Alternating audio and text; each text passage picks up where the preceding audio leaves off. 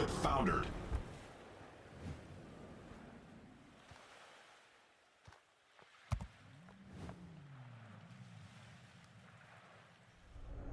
Hey team, it's Ripper here. Hope you guys are doing fantastic today. We got the review, finally got the Incomparable, a steel ship.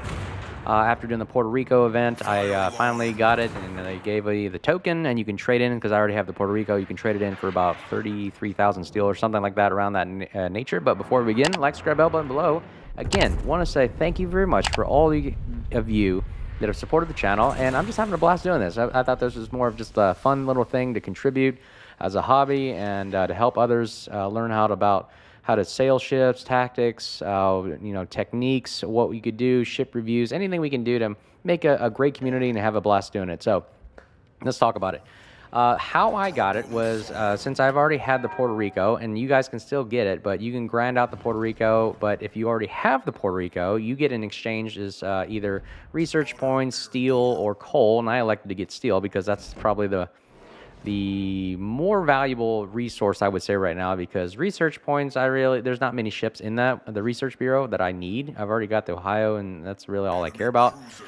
But the steel ships are plentiful. They keep pumping them out, and really the steel is probably the one of the most hoarded the resources that you have out there, so I elected to get it. Now, it was a toss-up between the Mecklenburg and the Incomparable. After watching a YouTube video on the Incomparable, it looks a lot of fun, and it's fast, it's maneuverable, it's got the 506-ish millimeters, something big guns, basically. Something over 500 millimeters is redonkulous, where it overmatches almost everything, and that's exactly why I got it, because it's unique in the sense of it can overmatch. It's fast. It's not like a Satsuma, or you don't have to have a super ship or anything, and you don't have to do the whole Shikishima thing as well. So I figured, you know what? Let's just get something fast. It's fun. It's got torpedoes.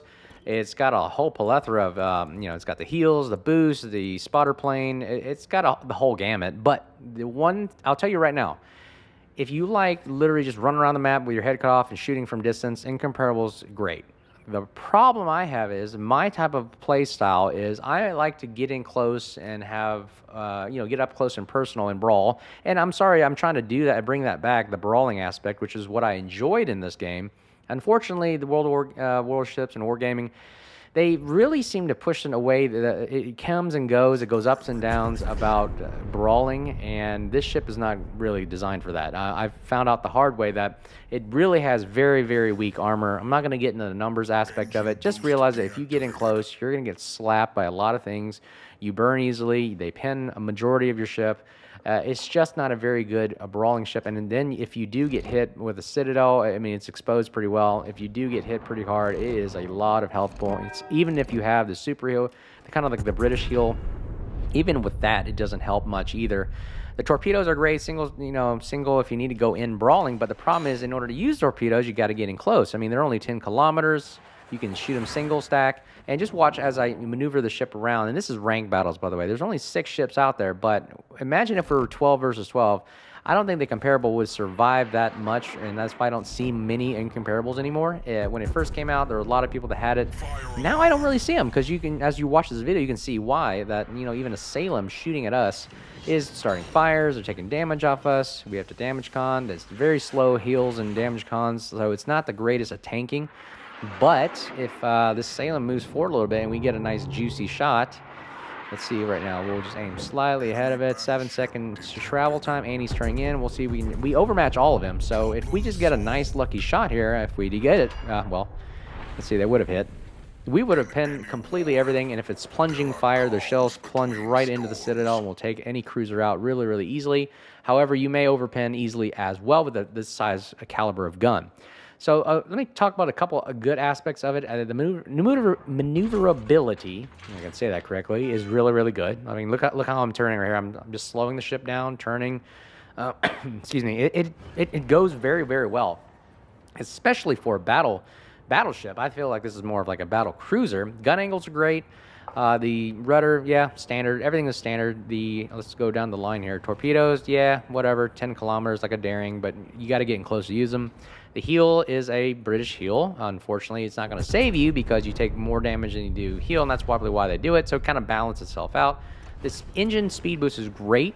which also allows a good concealment. So with speed boost and concealment, if you do the whole, what is it, the captain's perk, where you can sneak around and increase your speed as long as you stay undetected, it works really, really well. I've seen other YouTubers do it, and look at our concealment, 10.6. Really, really great. It's battle cruiser, essentially. Way better concealment for a battleship, and it's awesome. I think it's a really great aspect of it. You got the hydro to detect and torpedoes and ships, and also the spotter plane to shoot long range. Now, the range of the guns is only 17.6, which means you got to get really, really close and dance with the devil, if you will, right here as we go on against the Republic. Now, the only way I can take on this Republic is to go nose in, because his guns will definitely destroy me up close, and I really am going to have to aim at his... Boom, look at that. You get nice, really good pens, because these are 500 millimeter plus guns. They can really pen almost anything, especially the French battleships, and we got a Yamato in the background. You just got to know where to aim at. Most likely what I've learned is a lot of YouTubers say aim below the front turrets, right at those like little cheeks right there, and it really just slams the Citadel hard. So you aim at the nose, and the travels, yeah, there's the travels go behind the nose as they're moving forward. So you just aim at the nose, the travel shell time will go where you want it. And look at how much heal I can heal right there with the super heal. Here, look at these torpedoes right there. And, ooh, took a lot of damage, and thank God for the heals that are coming in. And do these torpedoes do the trick? And boom, RIP back to Porty. Splash one. He is down, and now we're going to take on Yamato. So this is kind of the fun aspect of the ship. It's more of like a YOLO thing if you can do this.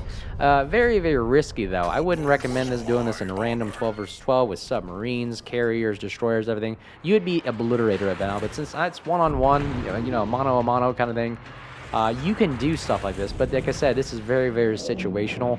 That's why I don't recommend this. The playstyle of the ship in randoms and larger games is really just stand off and shoot from distance, which that's kind of boring to me. I like doing stuff like this, like just driving in, looking at them, and again, what do? Angle in. Odds are that his guns are reloading very, very long.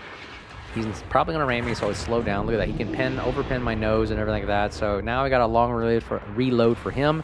I'm going to go straight at him. My torpedoes won't work right now because the angles are bad, so I'm going to shoot right at his cheek right there. You see all those nice juicy damages right there. I'm going to save the left torpedoes as I drive by. I'm going to see where he's going to go.